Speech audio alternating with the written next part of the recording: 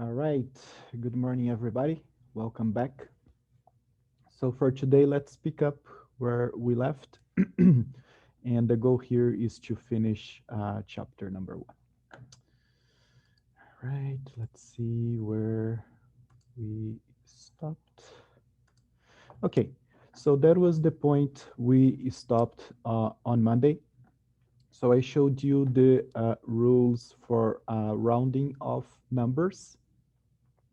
The example here was to express this huge number here using 2, 3, 4, or 6 sig figs.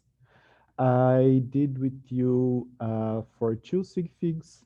So let's run the 3 sig figs, 4 and 6, just to make sure you got it right. So for that, I'm going to switch to the iPad.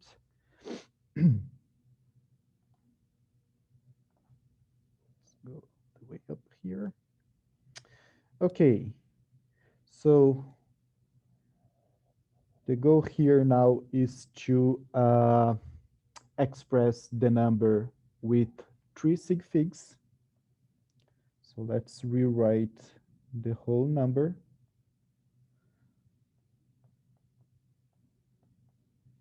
And let's limit this number to 3 sig figs. Always start counting the significant figures from left to right.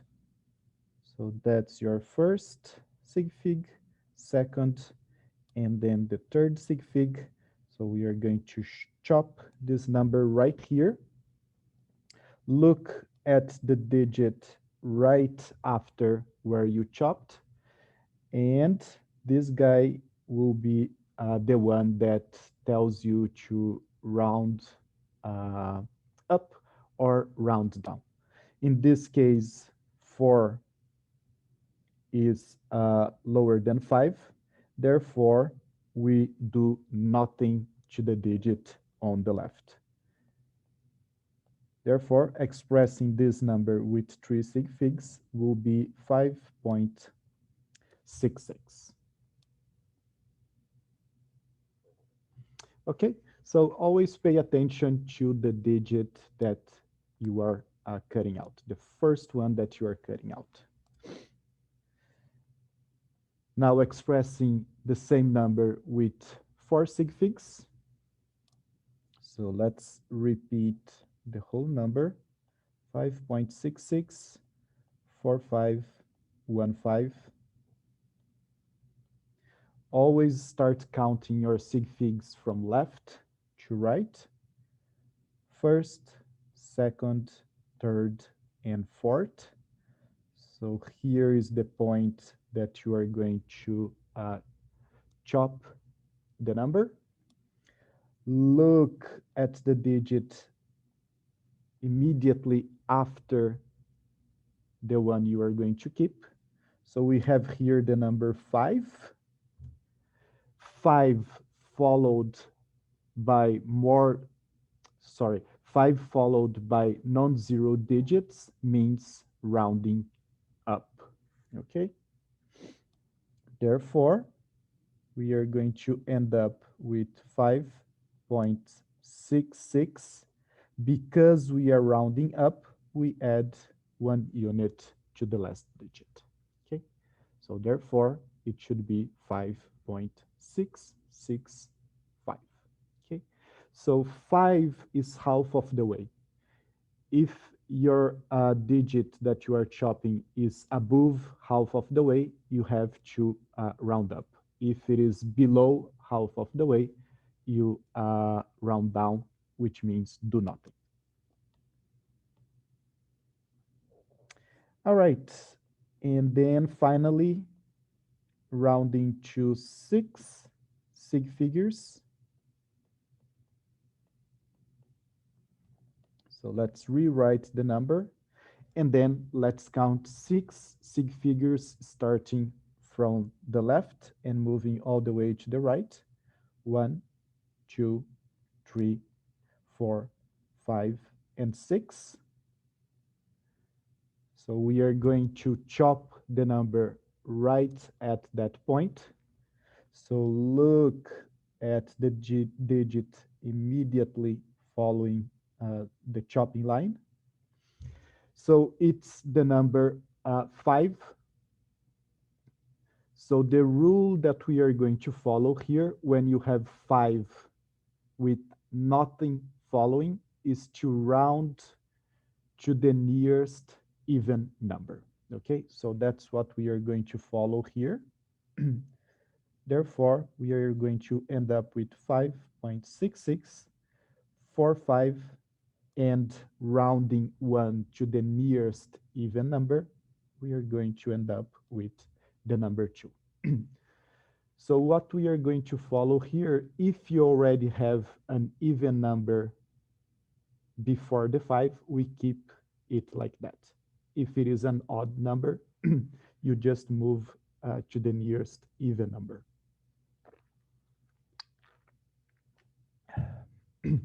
All right. So those are the 4 rules when we are rounding up numbers. Okay. So let me switch here to the other file. Okay. Okay. So next topic here is scientific notation. So scientific notation is just a way to write numbers some more elegant way. And the goal of scientific notation is to eliminate excessive amount of zeros. The way we are going to write numbers in scientific notation is going to be a number times 10 to the n. So let's go over each of the components here for scientific notation. Let's first start with the number. When you write in scientific notation, the number here must be in between 0 and 10. Okay? So higher than 0 and lower than 10. So that's the first rule. Your number has to be something in between 0 and 10. And then you are going to multiply this number by the power over here. So n in the power is the number that you are going to move your decimal place. If you move your decimal place towards the left, n is going to be positive, and towards the right, that means your n is going to be negative.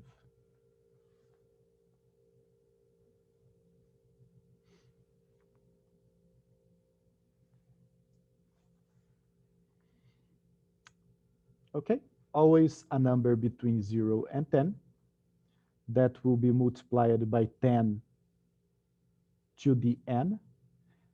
If you move the decimal place to the left, that's going to be positive, and to the right, that's going to be negative. So let's do here an example to exemplify what I'm trying to say here, and then that will make it more clear.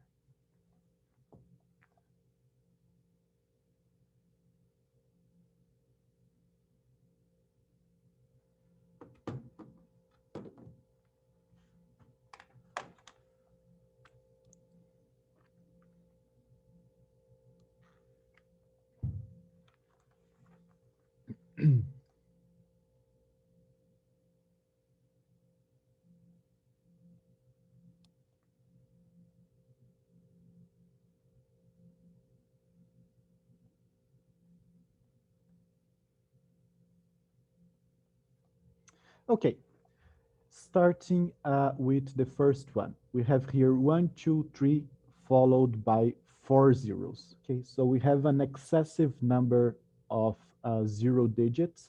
So the scientific notation will adjust this number to make it more compact, and it's just a more elegant way to represent the number. So first thing, we have to transform this huge number first in a number between 0 and 10, and then we are going to multiply by 10 to the n. So what we are going to do here is to move the decimal place that's right here all the way to the left in order to get a number between 0 and 10. So we are going to move 1, 2, 3, 4, 5, 6 decimal places. So I'm going to end up with the decimal point in between 1 and 2. So I moved 6 decimal places to achieve a number between 0 and 10, which is right here. And in exchange, I'm going to multiply by 10 to the n. Moved the decimal place to the left, therefore it's going to be a positive value. And then we count the number of decimal places that we moved: 1, 2, 3, 4, 5, and 6. Therefore, we write 10 to the 6. If it is positive, you don't need to put the sign over there. You can just write 1.23 times 10 to the 6, and the unit here is meters. And just put inside the box. Okay, so that's how you transform a huge number in a more compact number. And let's do the same thing for the second example here: 0.00123. Now in this case, we have to move the decimal place to the right. Okay, so we are going to move 1, 2, and 3 decimal places to achieve a number between 0 and 10. Again, 1.23. In exchange, we are going to multiply by 10 to the n. If we moved to the right, that means the exponent is going to be negative, and then just count the number of decimal places that you had to move. In this case, 1, 2, and 3, and that's the number that's going to show up here. And don't forget the unit. If this is the final result, just put inside the box. And that's how you transform a number with an excessive amount of zeros or useless digits in scientific notation. Okay, so it's a much better way to show your results. It's a more refined way to do that.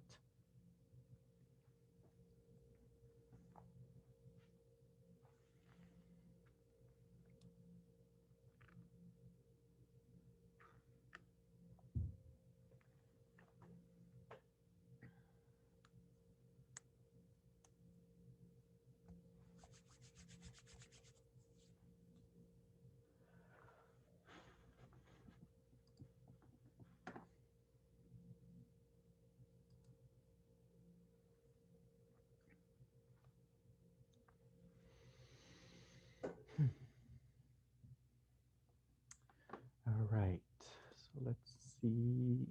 There is something else here. Okay, let's go back to the PowerPoint. All right, so now let's talk a little bit about SI units. So a result is not complete without the unit, okay? So just having a number, sometimes it does not make any sense. So we have to add a unit to the number. So SI stands for International System of Units, and it's basically the units that are used especially in science and anywhere outside the UK and the United States. So that's the kind of units that we are going to use. So each physical quantity has a respective unit. We always have the name of unit, of course, and then the symbol of unit. So there are rules for a symbol of unit.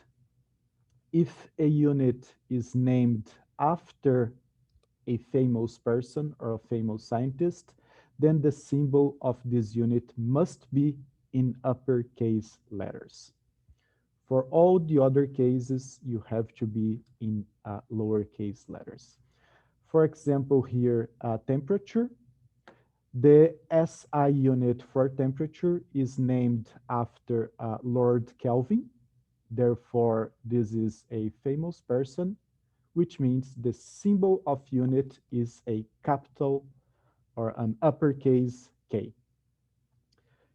When you go to kilogram, that's not named after a person. Therefore, the K here has to be a lowercase. Okay, so just be very careful with that.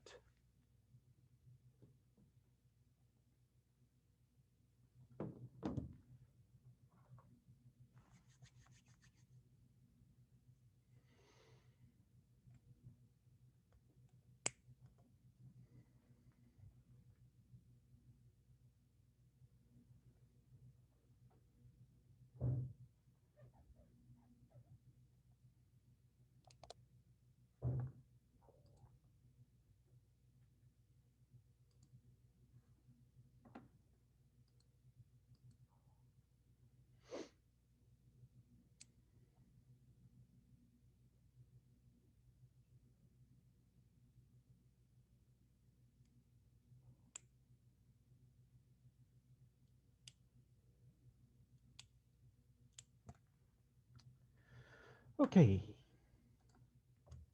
and then let's cover really quickly dimensional analysis. Dimensional analysis is a very helpful way for remember formulas and also to figure out equations. Any physical property can be defined in terms of three base quantities: mass, length, and time. Here, we are going to cover this really quickly, and we will focus solely on units.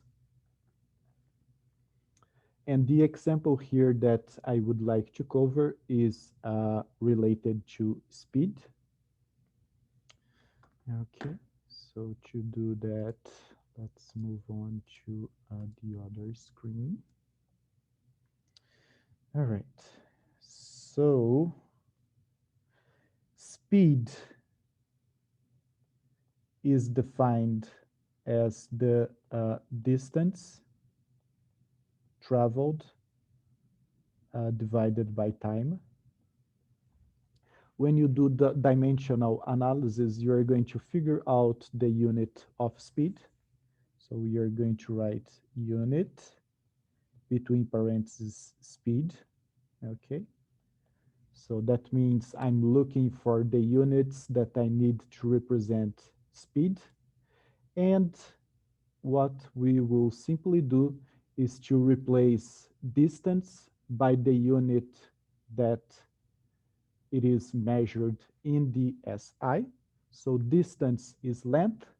Length in the SI is measured in meters, divided by the unit that we measure time in the SI, which is seconds. So therefore, the unit for speed in the international system is meters over seconds. Okay, so you can do that for anything that you are looking for.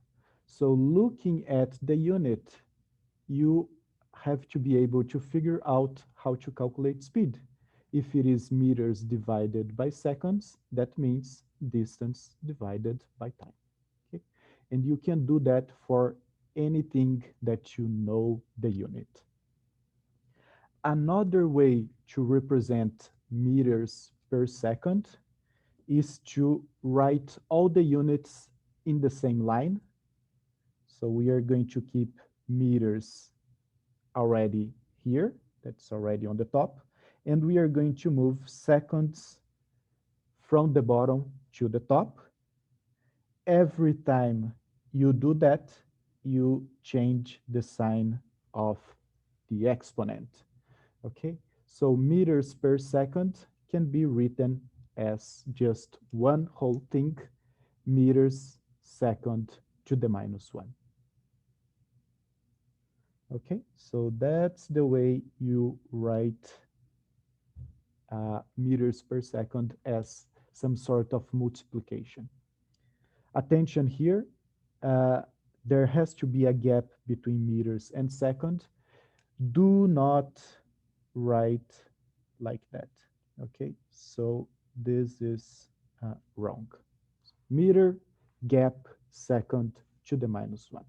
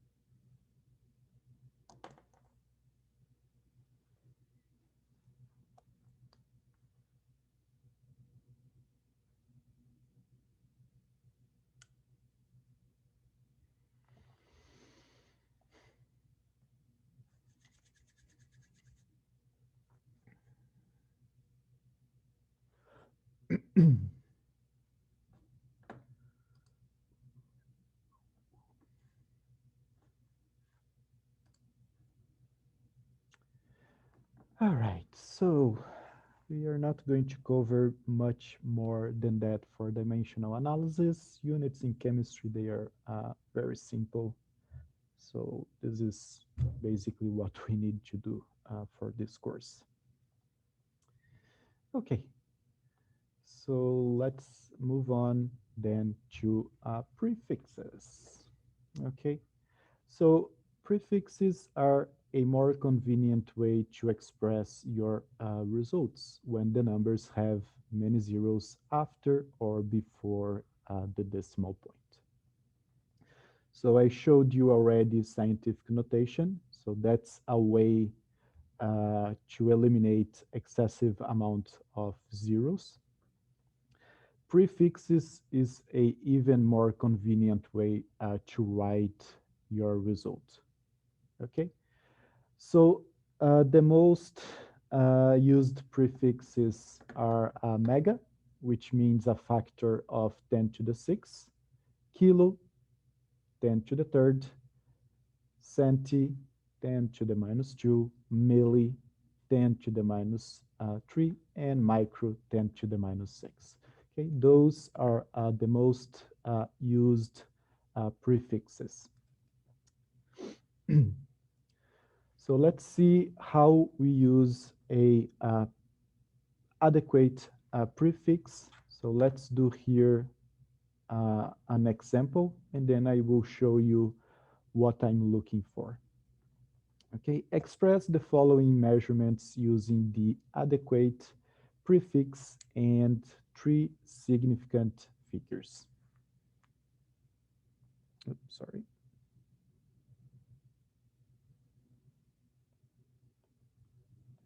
Okay, we have again 1, 2, 3, followed by 4 zeros, and this is being measured in meters.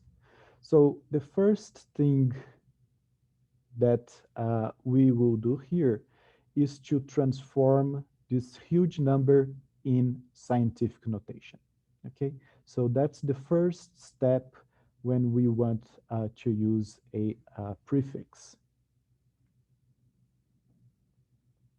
So we already did that before. So transforming 1, 2, 3, 0, 0, 0, 0 in a scientific notation, We are going to move the decimal point over here. 1, 2, 3, 4, 5, and 6 decimal places. We moved it to the left. Therefore, the sign of the exponent is going to be positive, and this is going to be 1.23 times 10 to the 6. Okay, moved 6 decimal places to the left, positive 6. 1.23 is a number between 0 and 10, so we are good to go. And this is in meters. When we use a prefix, we are going to eliminate the power here right before the unit. Okay, so that's the idea of using the prefix. Look here, we have a 10 to the 6 power, okay, a factor of 10 to the 6. Let's go back to the table and let's see how can we replace this power by a prefix. Looking at the table, a factor of 10 to the 6 is equivalent to the prefix mega. So what we are going to do is to replace 10 to the 6 and stamp right over there the prefix mega. So that's going to be equals to 1.23 mega meters. Okay? So that's what we do when using prefix. If this is your final result, let's just put inside the box, and that will highlight the result. So you have to be able to go from 10 to the 6 to mega and vice versa, okay? So you need to know that the mega over there means 10 to the 6. Let's do the same thing for item B.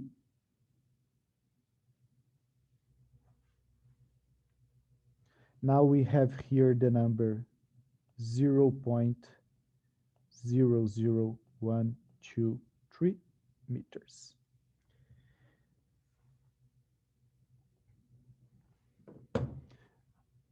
First step is to transform this number to scientific notation, then identify which prefix you can use, and then write the correct prefix.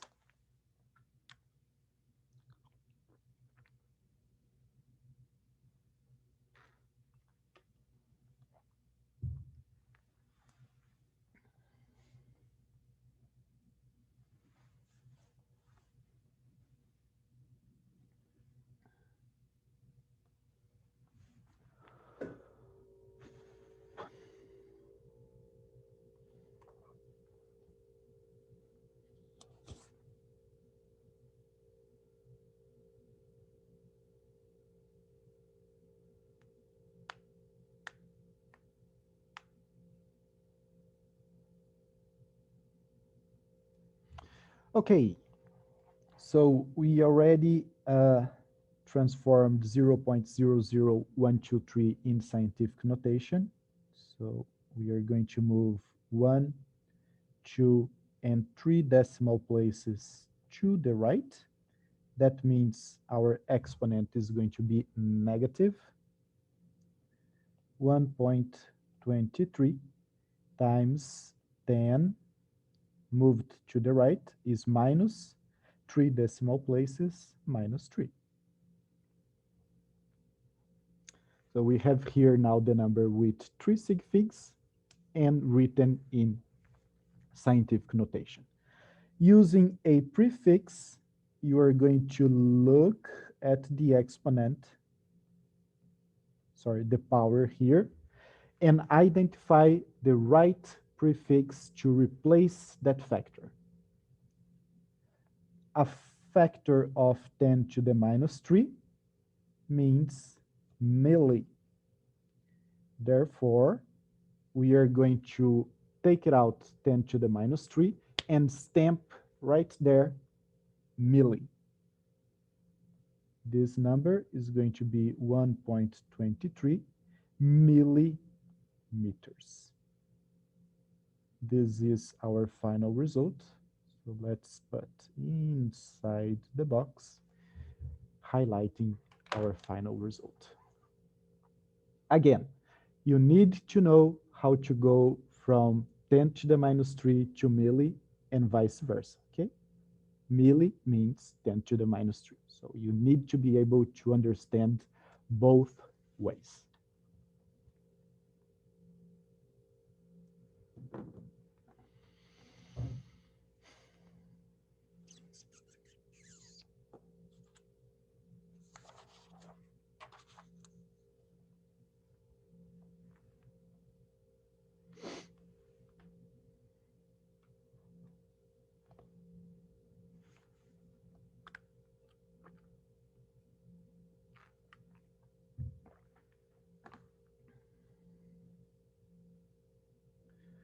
Okay, so moving on.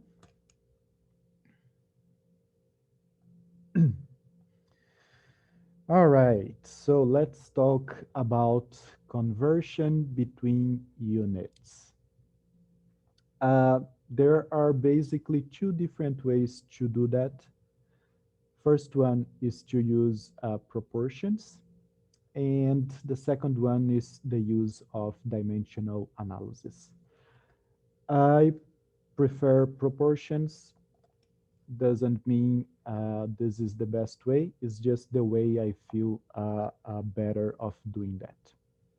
And that's the way I'm going to show you how to do it.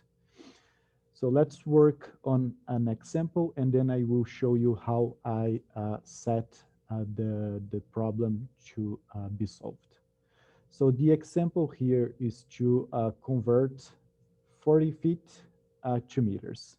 So I forgot to change here. So we are going to express 40 feet as 40.0. Okay, so that means we have 3 sig figs there. So the first thing is to find a conversion factor. Okay, the conversion factor will give you the equivalence between feet and meters. So here I'm showing you in the problem. So this guy right here, this is your conversion factor. Okay, and this is the information that we know and that will be used to start solving the problem. So the conversion factor is considered exact. That means it does not count for the sig figs. Okay, so conversion factor is exact. Therefore, it does not count for the final sig figs.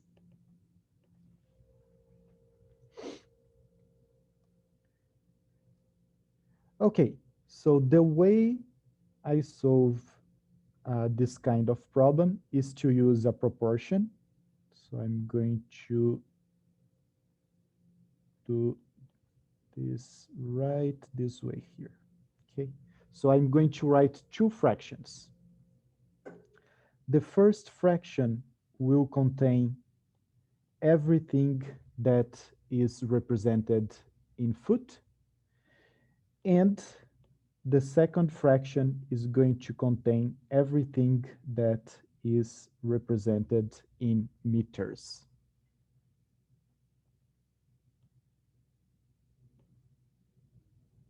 The first line here is what we know. What we know is that 1 foot is equivalent to 0.3048 meters. That's going to be the first line of our proportion. The second line is going to contain what we want to know.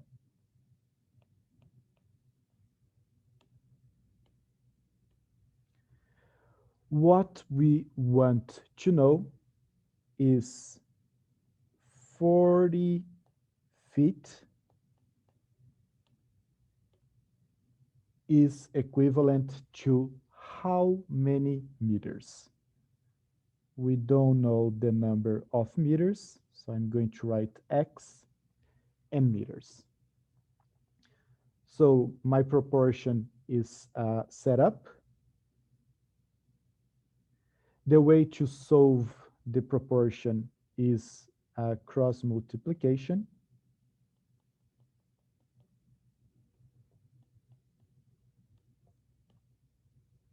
So that means we are going to multiply 1 foot by x meters, and that's going to be equals to 40 feet times 0.3048 meters.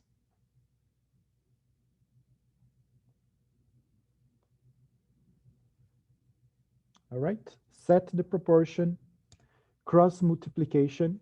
So the top will multiply the bottom of the right proportion, and then bottom multiply the top. So we are looking for x. So let's isolate x. Let's move 1 foot all the way to the right side. When we move to the right side, we will change the operation. So here is multiplying. Is going to be moved to the other side, doing division. Therefore, x is going to be equals to 40 feet times 0.3048 meters divided by 1 foot.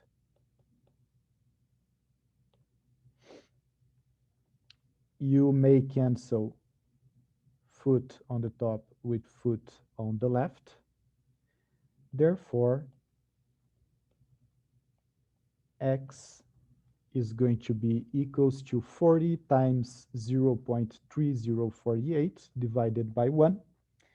And that's going to be equals to 12.192 meters. Okay, so meters was the unit left here.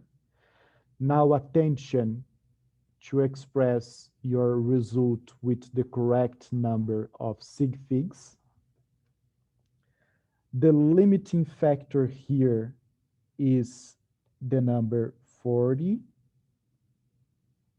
Okay, so this number has 3 sig figs. We do not consider 0.3048 and 1 because those came from the conversion factor. Therefore, we are going to chop this number for 3 sig figs, which means 12.2 meters. And that's going to be your final result here. Okay, so when you have a set of operations,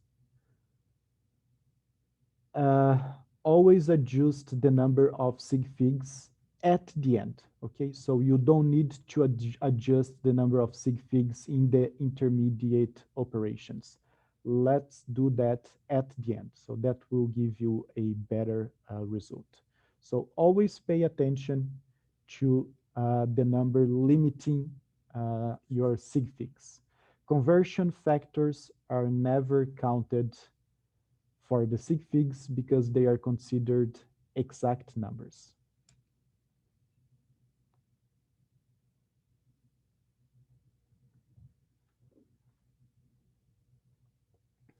I have a question. Yes. So if you see a whole number like that, 40, and you want to convert it, do you always put a, a period zero after it and then convert? Because like how would you know to put a dot zero afterwards?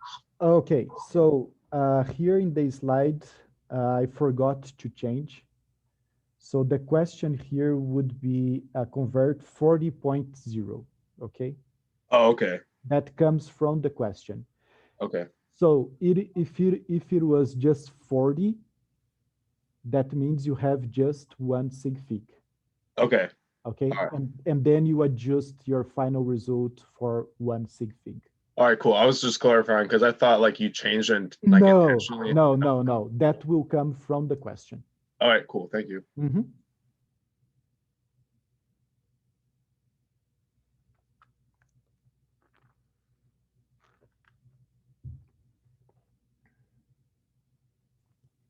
Professor, I had a quick question. Yes. You had mentioned that when running the conversion factor, that Mhm. we don't count for sig figs. Yes. And then we did the conversion, and then at the end, we ended up rounding for sig figs. Yes. Um, is it so? So which is it, or are those different? Okay. So you will have to count for sig figs because your result has some degree of precision. Okay. Hmm. So you cannot write everything. However, the conversion factor is something exact or precise. So see here the number 1 and the number 0.3048. Hmm. So they are from the conversion factor, okay? So those are not going to be considered for expressing the final result, okay? For Okay, counting the sig figs, okay?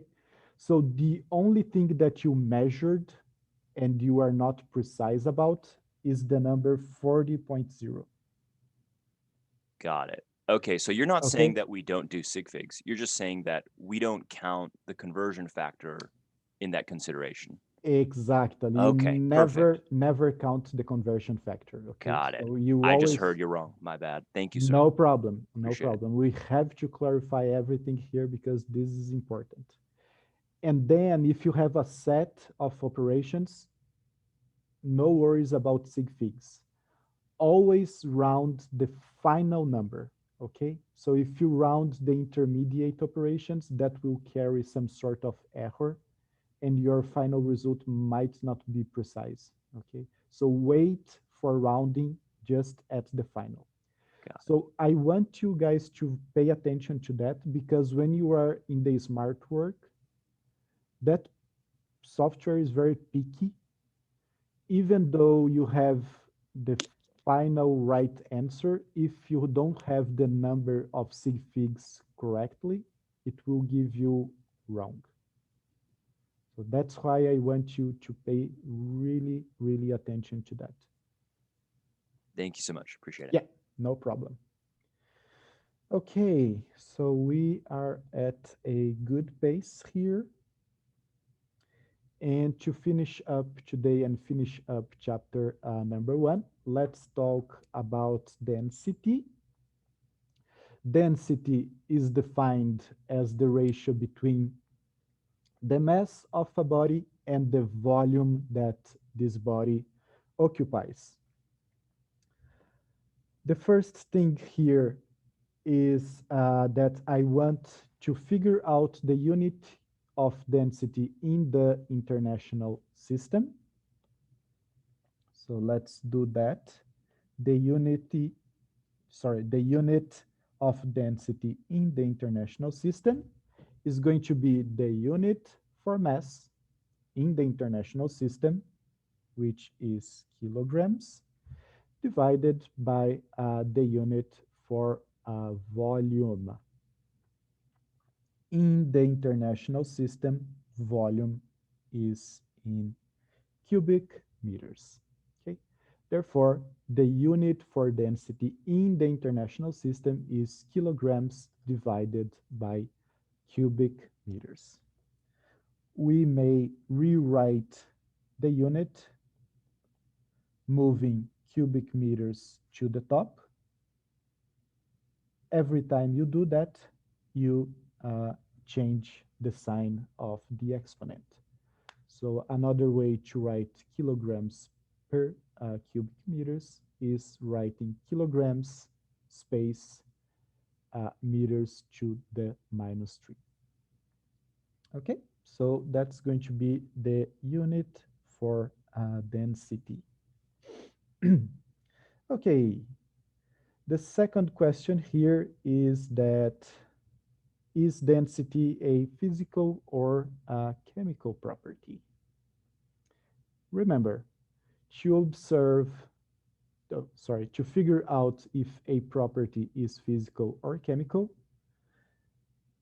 you need to figure out if by observing the property we are producing new compounds. To observe density, you can toss the material in a liquid. When you do that, no new compounds will be produced. Therefore, density is a physical property.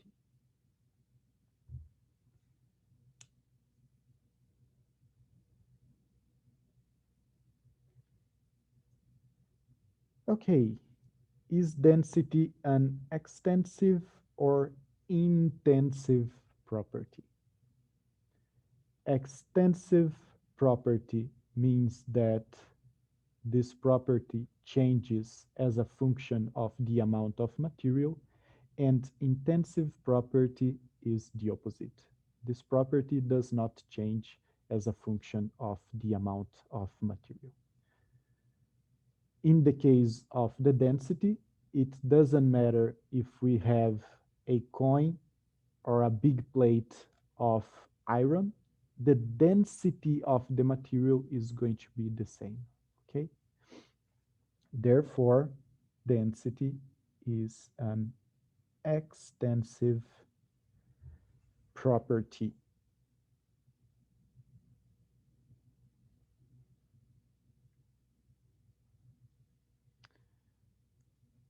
Okay, so density, mass over volume, unit in the international system, kilograms per cubic meters. It is a physical property, and it is an, oops, sorry here. It is an intensive property because it doesn't matter the amount of material, the density is going to be always the same. And you can do a very cool experiment related to the density. If you have uh, a bucket of water and you toss there a regular Coke and a Diet Coke, the regular Coke will sink and the Diet Coke will float. Why do we observe that?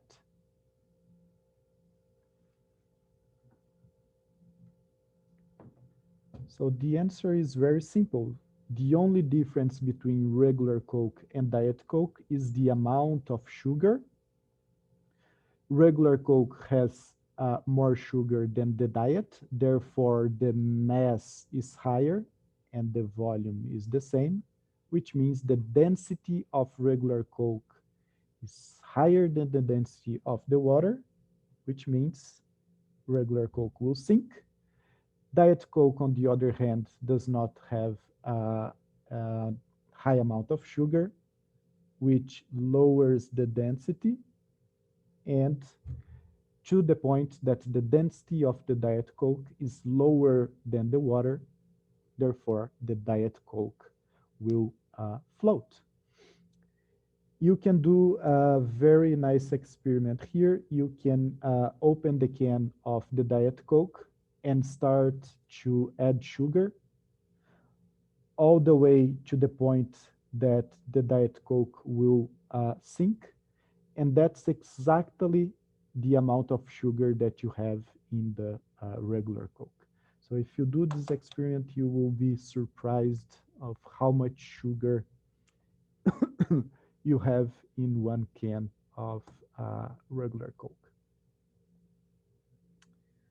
Okay, so with that being said, that will be the end.